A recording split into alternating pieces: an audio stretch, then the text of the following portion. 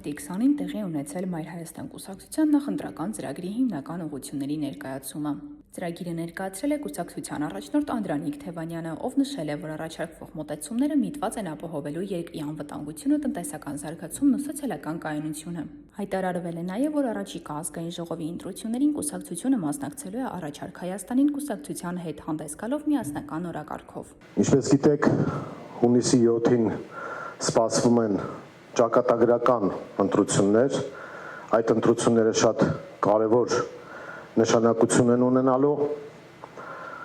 եւ Մայր Հայաստան կուսակցությունը մասնակցելու է այդ ընտրություններին առաջարկ Հայաստանին ծրագրով